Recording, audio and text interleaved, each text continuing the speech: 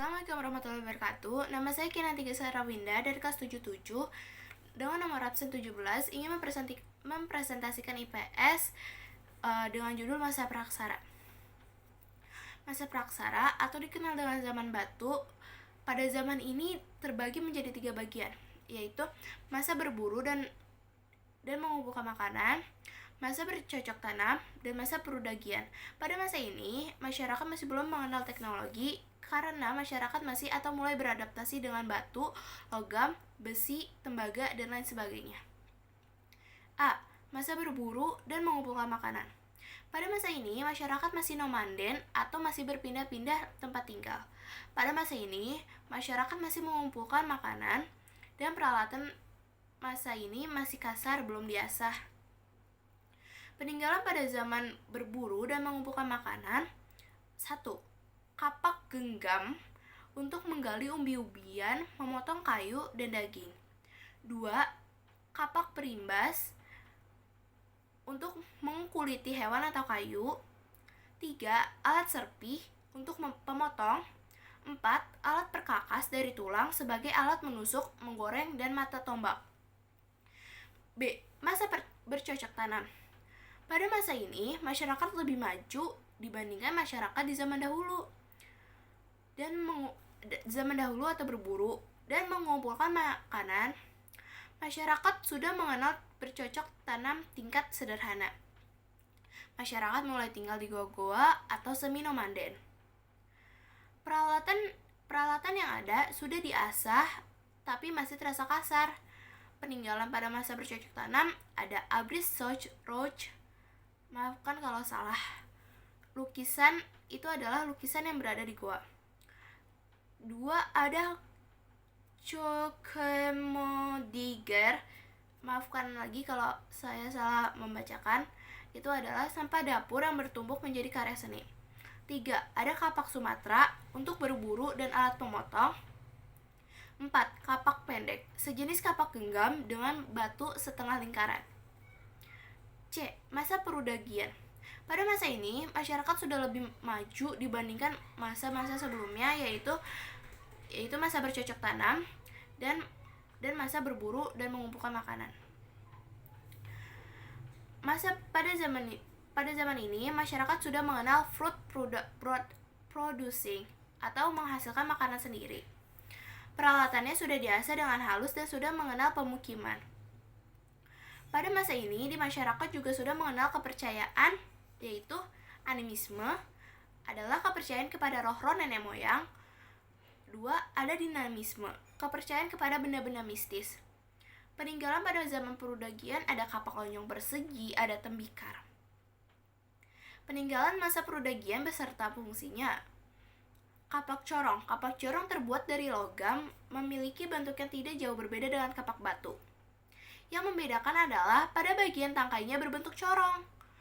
Kandrasa merupakan kapak corong yang salah satu isinya panjang dan memiliki bentuk yang indah dilengkapi dengan hiasan.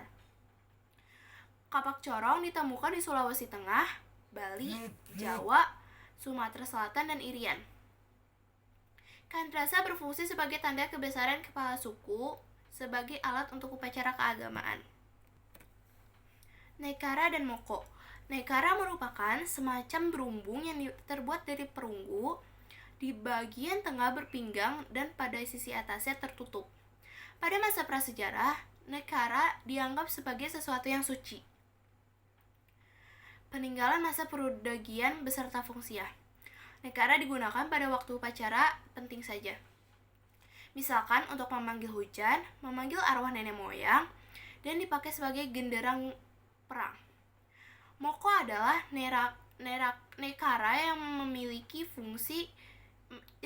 bentuk yang lebih kecil dan ramping. Moko berfungsi sebagai benda pusaka atau digunakan untuk mas kawin. Di Indonesia, nekara ditemukan di daerah Sumatera, Sumbawa, Pulau Rote, Jawa, Pulau K, Bali, serta Pulau Selayar. Kapak corong. Kapak ini disebut kapak corong karena bagian atasnya berbentuk corong yang sembirnya belah. Benda ini terbuat dari logam. Ke dalam corong itu dimasukkan tangkai kayunya menyiku pada bidang kapak. Kapak tersebut disebut juga kapak sepatu karena hampir mirip dengan sepatu bentuknya. Ada kapak corong yang satu sisinya disebut kandrasa.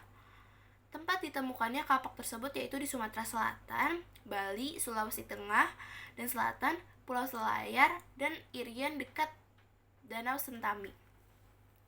Perhiasan. Berbagai hiasan yang ditemukan yakni berupa gelang-gelangan, gelang kaki, cincin, kalung, dan bandul kalung. Kemudian pada benda-benda itu ada yang diberi pola hias dan ada yang tidak. Sedangkan yang diberi pola hias seperti cincin atau gelang yang diberi pola hias geometrik. Ditemukan pula cincin yang berfungsi bukan untuk perhiasan tetapi sebagai alat tukar. Daerah penemu Bogor, Malang, dan Bali. Zaman Hindu-Buddha. Perkembangan pengaruh Hindu-Buddha dipengaruhi oleh 3 hal, yakni dengan berkembangnya pengaruh Hindu-Buddha maka Indonesia memasuki zaman sejarah. B. Kesenian yang bercorak Hindu-Buddha berkembang di Indonesia. C. Di Indonesia mulai berkembangnya kerajaan-kerajaan Hindu-Buddha. Penyiar atau penyebar agama Buddha di Indonesia adalah seorang biksu yang berasal dari Kashmir yang bernama Gurnawarman, datang sekitar tahun 240. Setelah itu mulai berdatangan lagi dari India. Penyiar atau penyebar agama Hindu di Indonesia adalah kaum Brahmana karena agama Hindu bukan demokratis. Sehingga hanya Brahmana yang dapat menyebarkan agama Hindu. Peninggalan pada masa Hindu-Buddha. Kalender, kepercayaan, filsafat, dan pemerintah seni bangunan antara lain 1. Prambanan bercorak Hindu. 2. Borobudur bercorak Hindu-Buddha. Seni rupa antara lain ada arca, relief, lukisan. Seni sastra antara lain ada prasasti Bratayuda, karangan Empu Sedah dan Empu Panuluh pada zaman Kerajaan Kediri. Ada juga prasasti Arjuna Wijaya, karangan Empu Tantular pada zaman Kerajaan Majapahit. Zaman Islam. Sumber sejarah yang menyatakan bahwa agama Islam mulai masuk Indonesia pada abad ke-13 sebagai berikut. A. Catatan perjalanan Marco Polo yang menerangkan bahwa ia pernah singgah di Perlak pada tahun 1292 Masehi dan menganut dan berjumpa dengan orang-orang yang menganut agama Islam. B. Ditemukannya batu nisan Raja Samudra Pasai yaitu Sultan Malik Al-Saleh tahun 1297 Masehi. Pendapat para ahli tersebut didukung oleh teori-teori sebagai berikut. 1. Teori Gujarat. 2. Teori Mekah. 3. Teori Persia. Faktor penyebab agama Islam cepat berkembang di Indonesia adalah 1. Agama Islam disebarkan dengan jalan damai. 2. Tidak ada sistem kasta dalam Islam. 3. Upacara ritual agama Islam sangat sederhana. 4. Syarat seseorang untuk masuk Islam sangat mudah. Peninggalan pada masa Islam. 1. Bidang sastra dan bahasa adalah hikayat, babat, suluk, dan syair. 2. Bidang arsitektur dan kesenian adalah kaligrafi, masjid, batu nisan. 3. Bidang pendidikan ada pesantren atau pondok. Fakta-fakta proses interaksi masyarakat penyebaran Hindu-Buddha. Kebudayaan Hindu-Buddha yang masuk ke Indonesia tidak diterima begitu saja oleh masyarakat Indonesia. Hal ini disebabkan oleh A. Masyarakat di Indonesia telah memiliki dasar-dasar budaya yang sangat tinggi, sehingga masuknya budaya asing menambah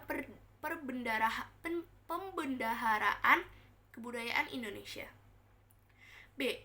Masyarakat Indonesia memiliki kecakapan istimewa yang disebut dengan local genius, yaitu kecakapan sebuah bangsa untuk menerima unsur-unsur kebudayaan asing dan mengolahnya sesuai dengan kepribadian masing-masing.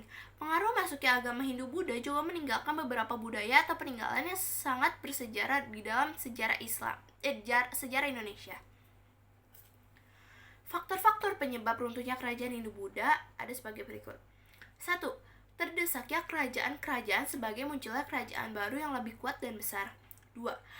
Tidak ada peralihan kekuasaan atau kaderisasi. 3. Berlangsungnya perang saudara yang melemahkan kerajaan. 4. Kemunduran ekonomi dan perdagangan. Daerah-daerah yang penduduknya masih memegang agama Hindu-Buddha antara lain Bali, Sulawesi, Kepulauan Maluku, Papua, Kepulauan Nusa Tenggara Timur. Tradisi yang berhubungan dengan Hindu-Buddha ada ngaben, pemberian sesaji ke pantai selatan, dan masih banyak lagi. Sekian dari saya. Wassalamualaikum warahmatullahi wabarakatuh. Maafkan bila ada salah atas perkataan saya. Makasih.